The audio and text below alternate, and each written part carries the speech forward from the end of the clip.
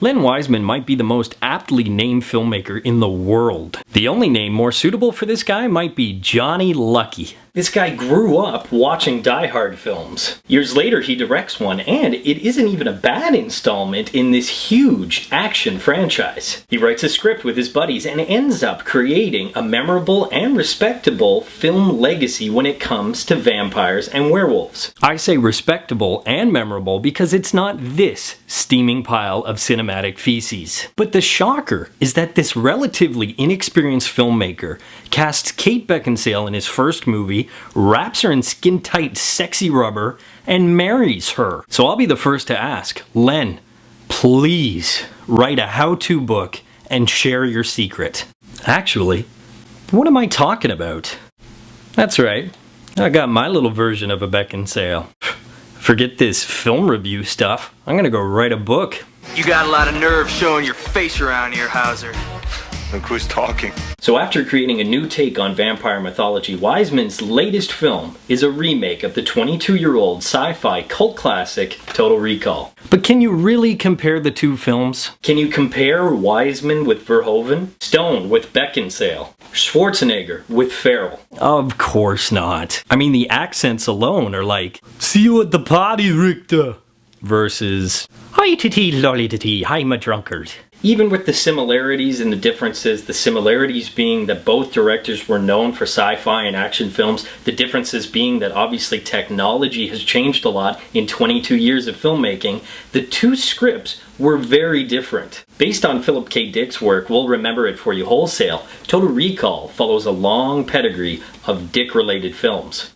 Maybe I should reword that. Previous film work based on Philip K. Dick novels include Next and Paycheck. Not off to a good start. But also The Adjustment Bureau, and of course, the classic Blade Runner. Okay, I'll give you those two. A lot of Dick's work focuses on free will versus fate, but I felt that the 2012 Total Recall really missed that point. Wiseman and the writing team really dumbed down the theme and the conflict. It's not about Mars, it's not about survival, it's about class structure, but the fact is you don't really get to see a lot of that, and therefore you don't get to see a lot of the conflict. Instead, the entire film is based on this one pivotal battle, and then it's over. And every character in the movie is celebrating. Yay, we live in this new world! And everyone in the movie theater is like, why?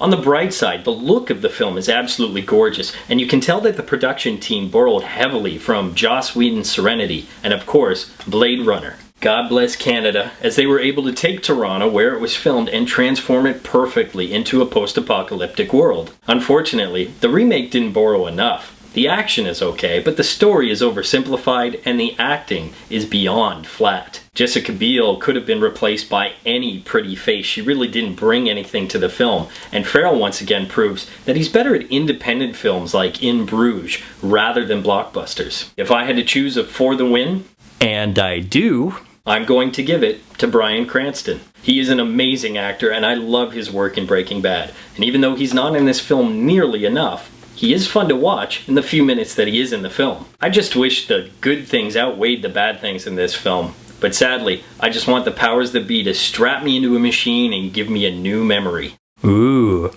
that's a good one. You guessed it, it's a burn it. I want to thank anyone who voted for the Real School video in Wizard World Chicago Comic Con's official vlogger competition. For those of you who don't know, the top 10 were chosen, voted by you, to have all access passes and be an official vlogger for Chicago Comic Con. Thank you, because I was 10th place. It doesn't get any closer than that. So stay tuned, because some of that great footage is going to be right here on Real School in the upcoming weeks. Until then, school's out.